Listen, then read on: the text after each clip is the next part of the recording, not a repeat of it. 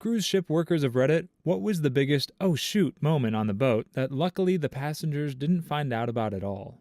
Water pipe burst in a storeroom and soaked all of the spare toilet paper. This was on day 2 of a 14-day voyage to Antarctica. The cabin stewards had to swap around rolls of paper between low-use and high-use guest cabins, and it came right down to the wire. None of the guests found out or realized. Now toilet paper is hidden in every cabin instead of a centralized location. I'm working on a cruise ship currently. One time we had to turn around to take someone to a hospital, and then there was a fire in the laundry room, and it was also pretty rocky seas. Also, people die on cruise ships, and the bodies are kept in a special freezer. I mean, you gotta do something with the body if you're at sea. I worked on a cruise ship for 3 years. I've got a lot of these kinds of stories, but here's my favorite one. Our ship officers got a call from a ship of a completely different cruise line off the coast of Cozumel, Mexico. They found one of our passengers floating in the ocean. He wasn't even near the shore at all, just floating in open water. He was alive and perfectly fine. They reviewed the security footage, and in the middle of the night, this guy was drunk on deck 5 and could be seen holding his phone, dancing to music by himself. He then climbed onto one of the lifeboats and did a running jump into the ocean. He left his phone on top of the lifeboat. His body was so fluid from being drunk that he wasn't injured when he hit the water. The cruise ship spotted him and rescued him. His family didn't know he was missing because he had booked a separate room. The guy told the news that a rogue wave pushed him off the side of the ship. He was on deck 5, so the wave would have been over 40 feet tall. Don't know what happened after that. The entire crew was talking about it for weeks before it hit the news, though. I was touring a ship for a future event. The ship was about to leave for a 100-plus day cruise. I saw a lot of old people getting on with oxygen tanks. I asked him what happens if they die on board. He said it was very common for old people to blow their life savings and come spend their last days on this cruise. He also said that they have a fully functional morgue. Odds are someone died on your cruise. Think about all the old folks you see get onto the boat. For a lot of them, this is their retirement home, and cheaper than a lot of other retirement homes. They're literally taking cruises until they die, and we eventually find them in their cabins. I'm a cruise ship worker. First one is, we don't want you to know that we actually have more fun than the guests. Sure, we'll work the big white-hot party that you're all going to, but once we finish our shift, all hell is breaking loose in the crew bar. Just below and to the sides of where you're sleeping, there are crew members doing it, smoking and drinking. Our beers are $1. No drugs or spirits, though. We also don't want you to know that all those funny jokes we tell you at bingo, yeah, same ones are said every single cruise. That really funny answer you gave us about your wife during the Happy Couples game, heard it.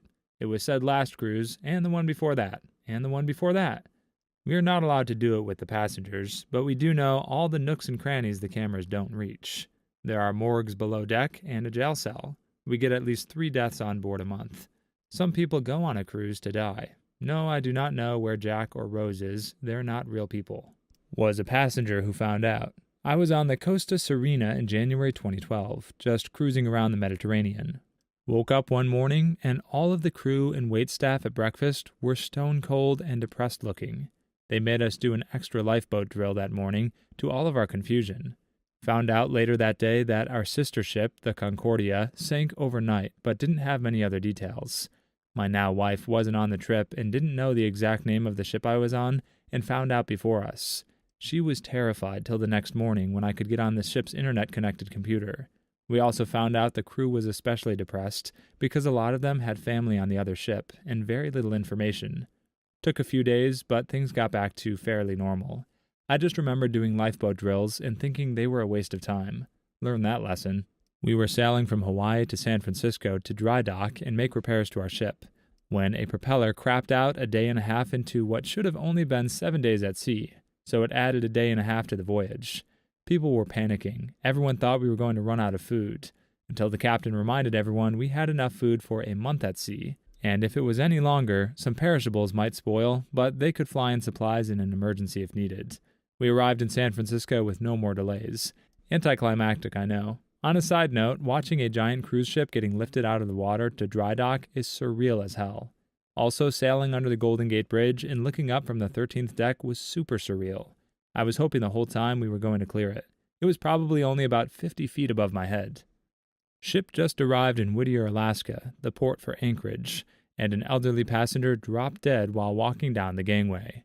A conflict ensues between the port security and the ship's medical team. The port security didn't want the ship's medical team to get involved because it technically happened off the ship, and the local authorities had jurisdiction. There really was no saving the guy, but the ship's medical team at least wanted to try, but the local authorities wouldn't even allow the chief medical officer to start CPR. The coroner had an approximately 6-hour ETA, so the port authorities bagged up the body and stuffed it in an X-ray machine storage container in port, guarded by local police, until the coroner could arrive to take the body to Anchorage. The wife of the deceased continued on to finish the vacation for the 7-day rail trip to Denali. It was a 14-day gimmick, 7 days at sea, 7 days scenic rail trip. My understanding was the cruise line comped her entire vacation, arranged for the remains to be returned home at no cost to her, and provided a personal escort/assistant for the remainder of her vacation. I was playing a production show, guitar, was standing on stage with a wireless unit alone to play Purple Rain, and then all of a sudden the house lights come on and the curtains closed. Everyone in the audience looked at me, and I ran off the stage. Turns out a sewage pipe burst backstage, and there was poop everywhere. Show was canceled, and the passengers didn't find out why. Well, all of the passengers found out, but on a QM2 transatlantic crossing, one of the kitchen staff got drunk one night and hurled himself overboard in the North Atlantic. The ship basically found out the next morning when the first mate kept calling on the ship-wide intercom for him to go to his post. That afternoon, the captain announced what happened, and that the ship was turning around to, with the help of 3 nearby merchant ships, try to search for him. Of course, it was foggy as hell, and you couldn't see 100 yards, but just about everyone was on the railings with binoculars trying to search for the poor guy. A wedding even stopped on board, the whole party out looking once the announcement came that we were in the search area. After shockingly nothing was found, the concierge desk set up a multinational currency donation box to send to his family back in Chile. There were 4 days left in the trip at that point, and every day that box was stuffed to capacity. I hope it helped them. I work on cargo ships, but I've trained with cruise ship workers, so I've heard a few stories. I read your comment below, and generally the news only picks up on accidents on ships if it's a major accident involving a lot of people. So pretty much only cruise ships, and luckily besides the Costa Concordia, it's pretty rare these days. I do know that they have codes when speaking about incidents though, so to not alarm passengers. For example, if someone is hurt or dead, quite common, if you have a heart attack at sea, then your chances suck, then they need to call for help via tannoy. They will use a code so the passengers don't know what they're talking about. Also, as someone else mentioned, certain cruise companies that attract older passengers have a separate fridge for bodies because getting through a trip without a death is not so common. All of the computer systems run on Windows 7, including all of the automation in the machinery space, security system, fire detection system, etc. When Windows updates, it will restart the computer, as it does with a normal desktop. Unfortunately, it can also take out every computer at the same time, and we're flying blind until it finishes.